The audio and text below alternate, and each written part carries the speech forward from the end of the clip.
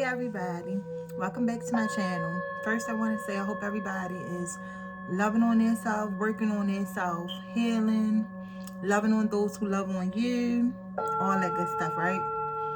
So today I decided to make this video because I've been meaning to speak on it for quite some time, because it's something that I've experienced, that along with a lot of other women and men have experienced domestic abuse, and just talk about it for real, like talk about my experience a little bit, and like signs of it, and warning signs, and just how to get yourself out of it.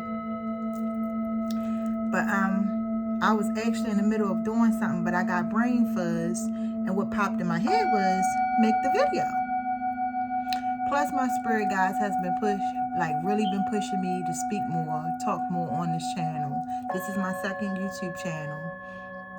My first one, I have a tarot channel, if you don't know. I always end up bumping my gums on there. So I created this channel so I could talk, okay? So first off, I just want to say to anybody who experienced it before, my heart goes out to you. I know how tough it is to get yourself out of that situation.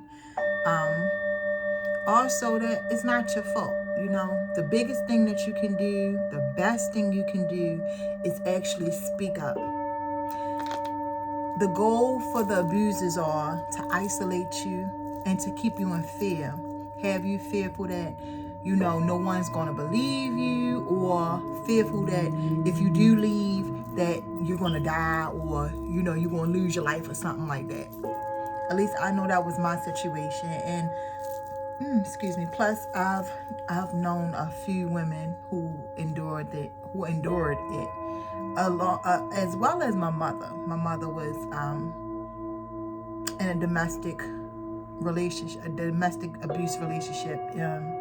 Even though she stayed till the end of it, some women, they have the strength to leave and some don't. And we don't judge neither. I don't judge the ones who stayed, and I don't judge the ones who left, because I left, unlike my mother. Sometimes you just get fed up. You get fed up with, I know for me, I was at a point, like, I didn't care if I lived or died at that point. Like, because he told me that if I left, that he was going to kill me. If I ever left him, he was going to kill me. At that point, I was so tired of the verbal and the physical abuse and emotional, mental abuse, all of it. I experienced every type of abuse you can experience with a person. I experienced with my ex-husband. Also, I want parents to also become aware of, like, guys or females. Like I said, it could be women or men, girl or guy or boy, who experience domestic abuse, because it normally starts early with signs that we all sweep under the rug. I know when I got married at an early age, at like 20 or 21. And I married my high school sweetheart. He was my first, like, sexual experience and real relationship, because I got with him when I was, 15. And the relationship that I was in, if you could call it a relationship, I was 13 and the guy was 18. So it was like not even a real relationship. Yeah, something that should not have been. And plus, we couldn't be public. It was just not a relationship. So the relationship with my ex-husband was actually my first real relationship.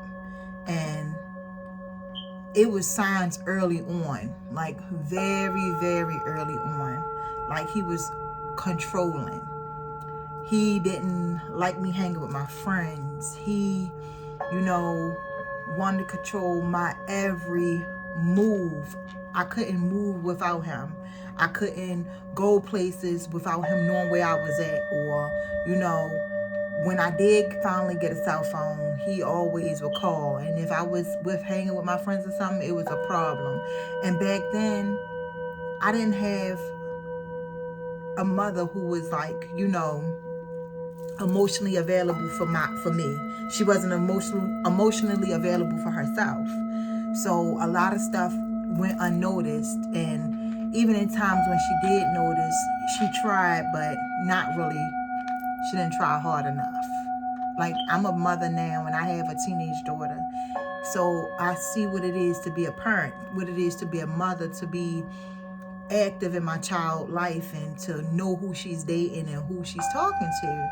And by me having to learn all this through,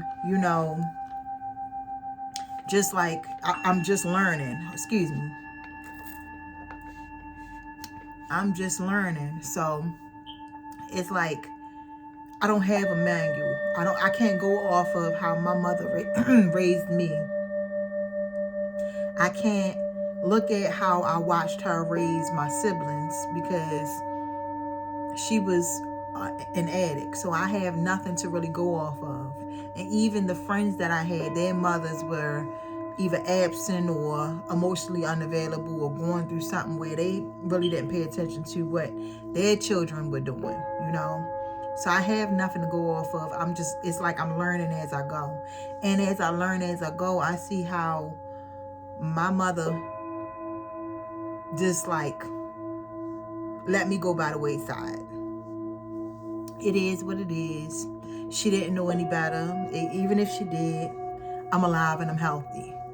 What more can I ask for, right?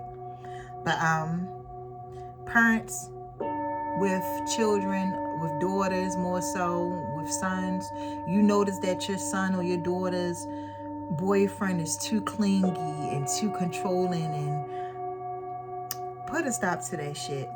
Okay? And I'm not going to do a whole bunch of cursing in this video. I've been working on cursing so much. But put a stop to it, okay? My ex-husband, when we were teenagers, like I said, was very controlling. And I didn't grow up with a tight-knit family. And when I met him and I saw that he had a mother and a stepfather there, but it wasn't a lot of arguing. Nobody was doing drugs actively or what I can see. And nobody was, they had a stable home. And even though we all lived in the hood, I still looked at them like they had it all because I didn't have that. I didn't have close family. I was, not favored by my mother. My father was in and out my life. My stepfather, he was there, but he literally was just there. He was not like a role model, a father figure, a real father figure to me. He could only do as much as his wounds would allow him, just as well as my mother. So it was like they were always arguing and fighting over whatever they was arguing over, fighting over. They both had drug issues and stuff, So it was like I didn't have what I saw my ex-husband have. At least that's the perception that I, saw it as.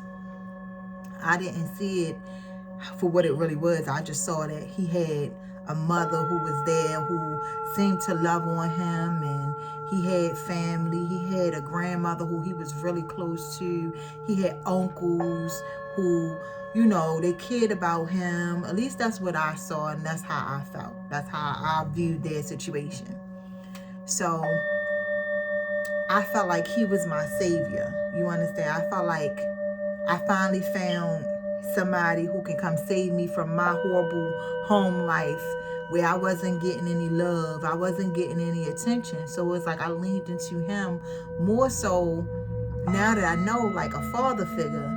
When you're a young girl and you have no guidance, you look for love in the wrong places. When your father not there, when your mother is absent-minded, you tend to look for other mother figures and other father figures. And that's how it was with me.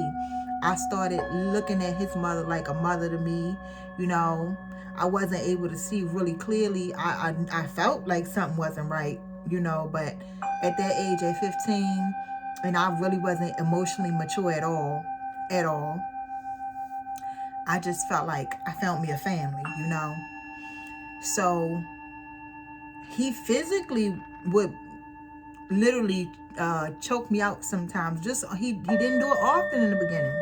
He did it like once or twice when he saw me talking to another guy in the hallway at school, and he like choked me out in front of the whole school. That was wild. But I had grown up seeing my mother and my stepfather fight my whole life. So it was like that was normal for me. To me, it was normal to see this kind of stuff. So I accepted it, you know. I accepted what he done. And to me in my mind, oh, he loved me so much. He cared about me so much that he gonna make sure that I'm always only with him. And he just wanna be up under me because he just loved, in my mind, he just loved me that much. He loved me to death, you know. And now that I know what I know now, yeah, I should, you know, if I had the correct parental guidance, that shit should have been, it should have ended, you know. But I didn't talk to my mother about things like that. My father, I really didn't include him in my like dating life and stuff, you know. I was angry at him, but I loved him to death, you know, because of things I was told about him growing up. So it was like I ain't leaning to no adults about what was going on between me and him. Then we had started having sex, you know. So you know how you get that attachment when you know, you first start having sex with somebody. I was attached to him, and in my mind, I belong to him, just like he told me, I belong to him, and I really stuck with that. But I look at my life now.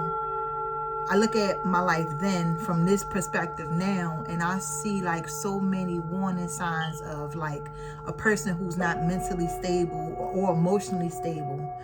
And I just want parents to pay attention to your children and to the women who are dealing with this, because you necessarily didn't have to find your spouse when you were a child or nothing like that.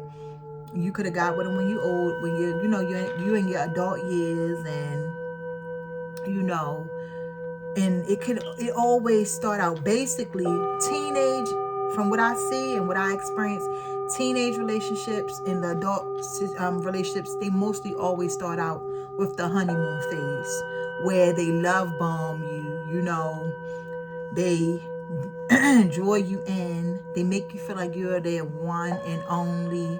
You become this person's whole world. Like they become fixated on you.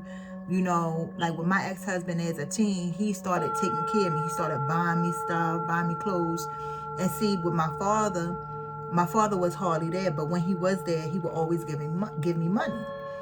Money and gift giving was his love language. So in my mind, oh, he buying me stuff too. He taking care of me. You know, he loves me. And this can happen while you're an adult too. They like to try to buy you stuff and do stuff for you and give you stuff, pay your bills. You know, they want you to become dependent on them. Excuse me. My throat started acting up the moment I started making this video. But they start you know, making you get hooked on them through sex, through buying you stuff, you know. The thing of it is, we never see the abuse coming. And I'm not saying that, I mean, I'm not gonna lie, some people have, but I know for me, I never would have imagined that he turned into this man, you understand, who abused me, who abused our kids. I never would have imagined him turning to this person. Even though the signs were all there, even though he got physical with me a few times, you know, early on, we actually had a few like fist fights, but he really didn't punch on me like that. It was more so choking and slamming and, you know, stuff where people couldn't see or notice, you know, because I bruise fairly easy, and he knew that. So he really didn't put his hands on my face, but it was more so choking me out. And it was a few times where one time he accidentally bust my lip.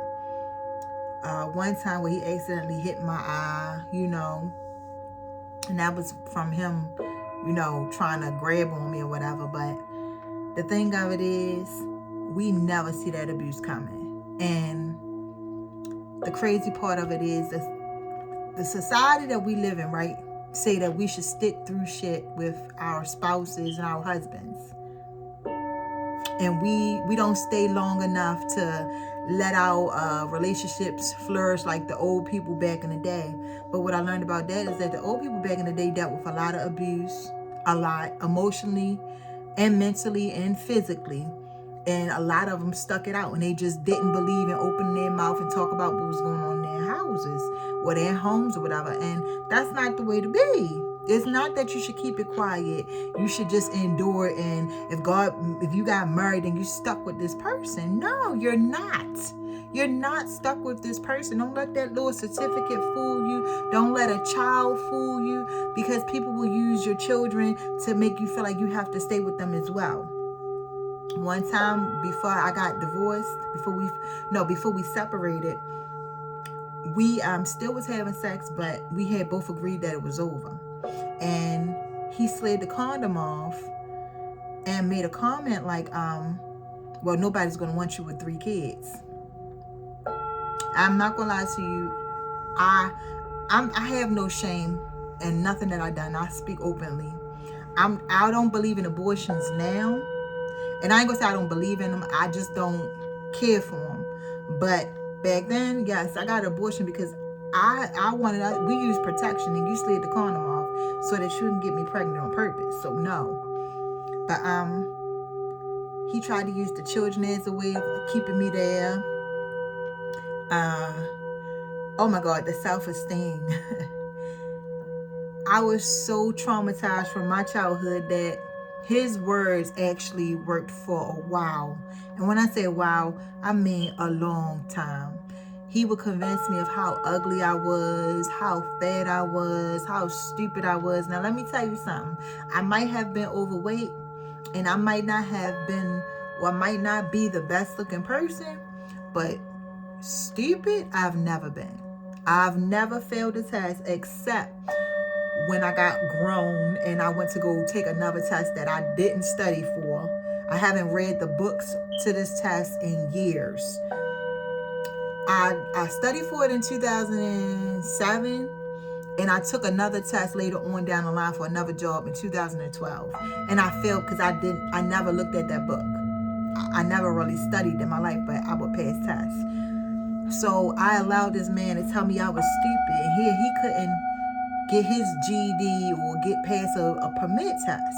But I allowed this man to beat me down and tell me I was stupid, and I really started believing it. Like, I was like, I took on his projections, basically, because all he did was project. Everything that he felt about himself, he put it on me. And I'm a big empath. Like, I had to learn how to weed out other people's energy, learn when it's not mine, learn when to block people from being able to, attack my energy or take on other people's stuff, take on other people's problems and stuff. And I just absorbed all of his trauma, especially because we were married and we were having sex unprotected. So, that sexual portal, that sacral energy, you know what I mean? You take on that person's trauma, especially when you having sex and stuff. So, man, I took on everything that he said I was, I just couldn't lose weight. I gained so much weight. I ate so much. I started hating myself, and I remember sitting and thinking one day, like, how did I get to this point in my life? We started off young, happy, and in love. But then I started thinking about how he showed me signs, that something was wrong with him, He was fixated on me all the time, because it wasn't all bad, especially not in the beginning. Like I said, we get that honeymoon phase, But it was like, we would break up and make up when we were younger. We was teens. We would break up and make up. Even until we had our first child at 19. So even by then, we still were breaking up, making up. I had completely became codependent on him taking care of me, especially when I had our daughter, because I dropped out of high school in the 12th grade. I did go back and get my high school diploma though. But I dropped out of high school in the 12th grade. My living situation, my mother got evicted from her house. I had nowhere to stay. My sister, I couldn't stay with anybody in my family. You know, they were going through their own thing, and then one of my sisters just didn't want me there. So I had to live with him and his family. And he actually had a baby on me, got a girl pregnant on me during the time that we were broken up. And I stayed even knowing that she was pregnant, because by then I was codependent and just attached to him unhealthily, you know, because he's my world. This is my family. I love them. I love him, you know. And he did the whole gaslighting thing, you know, breadcrumbing. And I just accepted it all. And it's like from the time that he had his first child on me, it just got worse. And I got more and more and more not addicted, but codependent on him. And now that I see how things unfolded, I was supposed to heal from the codependency. I was supposed to release him. But instead, I had no clue. Back then, I had no clue about healing. No clue. So I got, hooked till I got tired of the abuse, He raped me while we was married and told me that nobody would believe me. And if I go to the police, then they're going to say it's not rape because he's my husband. But I'm here to tell you, people who deal with domestic abuse, it is a such thing as your husband or I never really heard of a woman raping a man, but it can happen. I'm sure it has probably happened a few times. But like I said, I'm speaking from a female perspective. But you can get raped by your husband. Our second child, our last child that we had together, I wasn't having sex with him. I was on birth control, but I just didn't want to have sex with him. We were speaking about divorce because I just was tired of him. It was a point where he had stopped doing a lot of verbal abuse, and he had stopped the physical abuse for like a year or two after we got married, but he picked it right back up, with the help of his mother, his family. They convinced him it was okay for him to cheat around and do whatever he wanted to do. And I'm not going to say all of his family, but more so his mother. At least that's what, the conversations was, he should be able to do what he wants as long as he don't bring it to my doorstep. But I just was tired. I was tired, and I told him I'm not happy. And at that time, I had became the breadwinner. He had gotten into some legal issues and lost his job. So I started taking over, providing for us, because that's another thing. We were together, and I'm not selfish. If I'm with you, I'm with you. No matter what you go through, I'm with you, So I started being the one who had the job and working and taking care of us, taking care of our child, and sometimes helping out with his other child, And even then, he still treated me like shit, To most people, because how I grew up, my mother didn't really voice the abuse. She didn't speak out. And that's another thing. I was taught to always never talk about what was going on at home. So I didn't really speak on what was going on behind closed doors with me and him, especially not to my family, because my family has always been really judgmental. So I just kept things to myself, and I didn't want anybody to think bad of him or, because I still loved him and I still cared about him, but I couldn't understand why I just couldn't let him go. But till one day I just got tired. I really got tired. And that's when we ended up having a baby that I still to this day, I used to tell him all the time when I was in contact with him that I don't see how we had a child because I wasn't having sex. And I tell him all the time, you got me in my sleep. Now, that wasn't the time that he raped me. I still consider that partially rape, because if I'm not consciously aware that you're having sex with me, that's rape. But that's not the time that he raped me. The time he raped me, he actually held me down and forced sex on me when I begged him. I told him I didn't want to. But, so I know this is all over the place. I'm just, like I said, I'm just talking. And because my channel is a safe space. I do believe I have my email link, somewhere in my description or something. I'll see if I do, and I'm always open to talk. I'll check back if I can. I'm not promising that I can respond right then and there, but I check my email often, so I know how hard it is to open up to people about abuse, especially domestic abuse, when you have so many people telling you to keep things quiet, keep it a secret.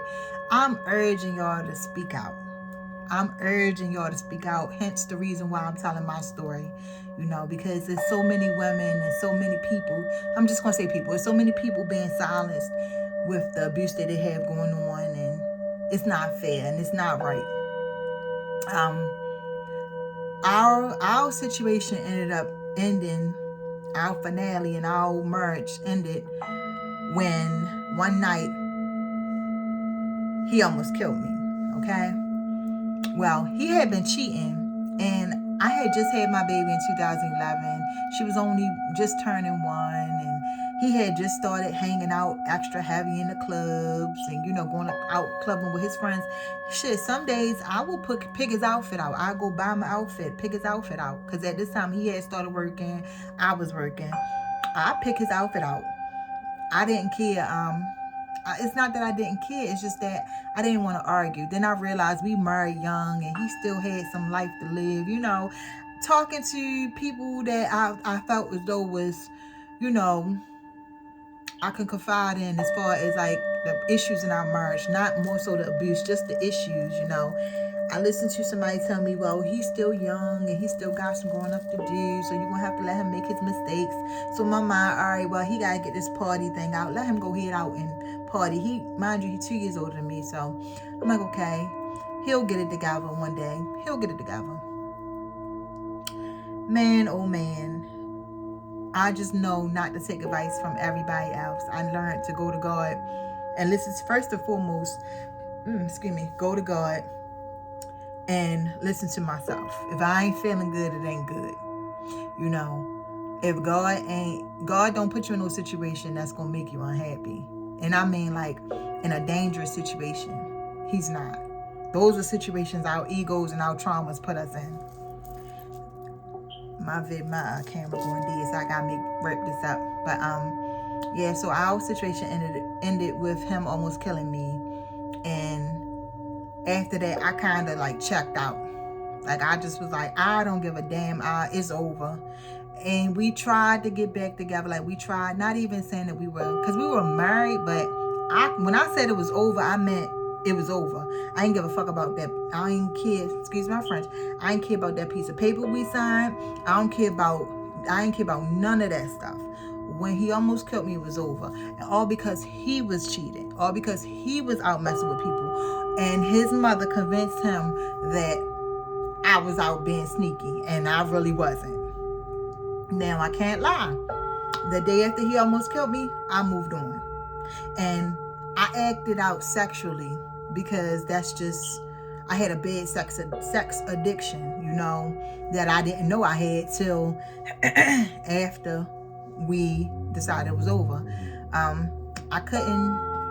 just didn't want to be with him no more.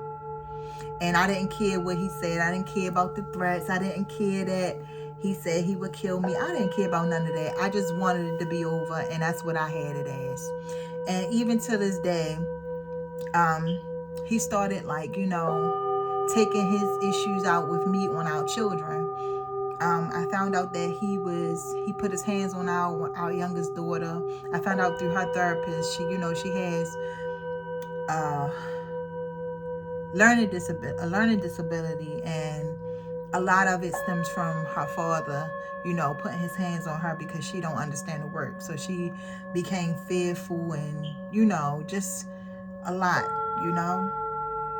And I never talked. I never said anything for years. So when I finally said something, after he almost killed me, I spoke with his grandmother, and she urged me to not tell nobody. She said, don't tell nobody, don't tell your friends, don't tell your family. Just make sure you only talk to me, and we can get y'all counseling. And I'm looking at her because I loved his grandmother. I'm looking at her like, what? I'm like, excuse me? I'm like, he almost killed me, and you telling me not to tell nobody? No, because I don't, you don't want people to think bad of your husband. What goes on between you and your husband stays between you and your husband and the Lord. When she told me that, I said, okay, so I know I can't go to her. So I just, it was over for me. It was really over for me. It was no going back. I didn't care. I didn't care about the consequences. I didn't care how he felt.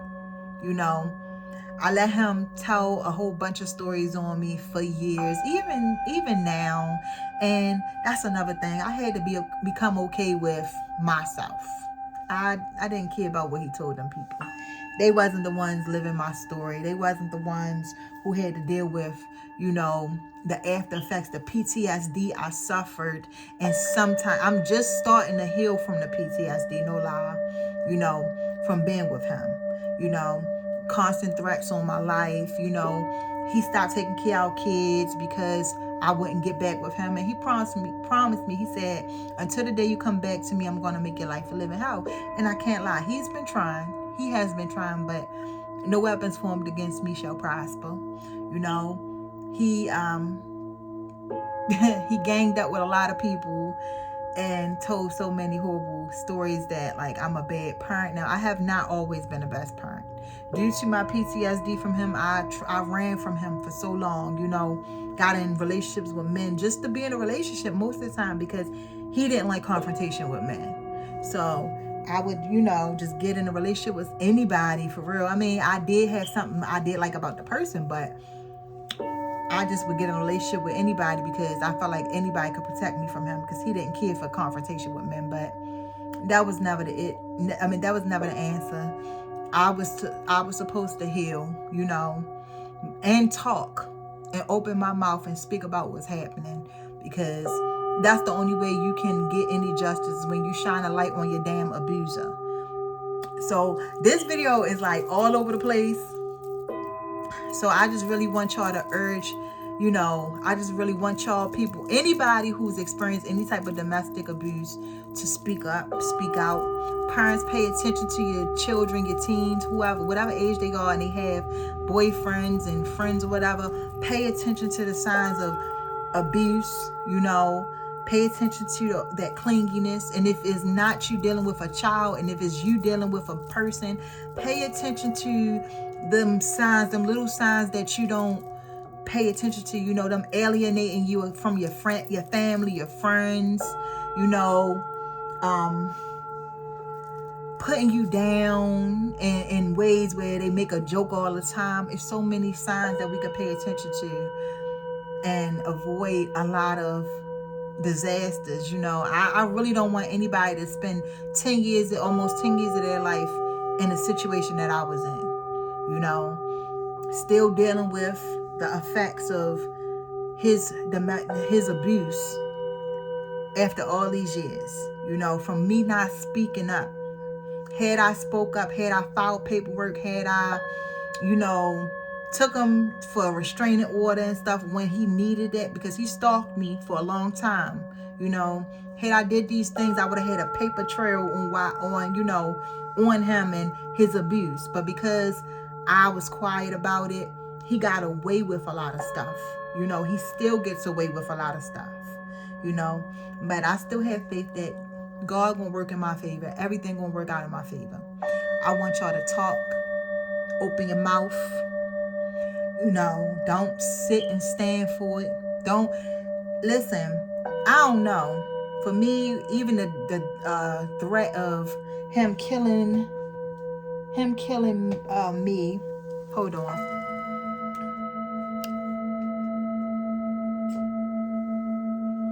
Even the threat of him killing me didn't stop me from leaving. He also threatened, trying to hurry to get this cord. He also threatened that if I left, he would kill our children and me, Hold on. Okay. He threatened that he would kill our children and me. So I didn't even let that stop me. I didn't let that, hinder me from moving on and leaving him alone. Because I feel like this. At least if I go, everybody know what happened to me. He threatened to kill himself as well.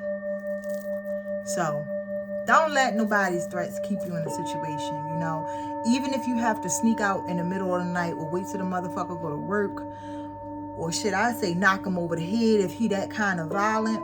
But get yourself away from that person, you know. Speak up about your abuse. It's not your fault. You know, we all make mistakes. We all end up with people, you know, who we really meant to just learn from. Some, you know, but we end up getting caught up and getting stuck in them situations because we don't know, you know, to just let go and to just open our mouth and speak and talk. That's the whole real thing, is to open your mouth and speak and talk. Talk about what's hurting you. Talk about that abuse that that person putting you through. Don't let them shame you. Don't let them make you feel like you have nobody, you know. So that's the message I wanted to get out. I hope this video is not too all over the place. I'ma still post it anyway because it's just me talking. I hope it can help anybody. And like I said, if you feel like you want to talk about what's going on with you, you can email me. I'll leave my email in the description. I believe it's in my description. I'm not sure, but I'll check. I love y'all, and I'll see y'all next time.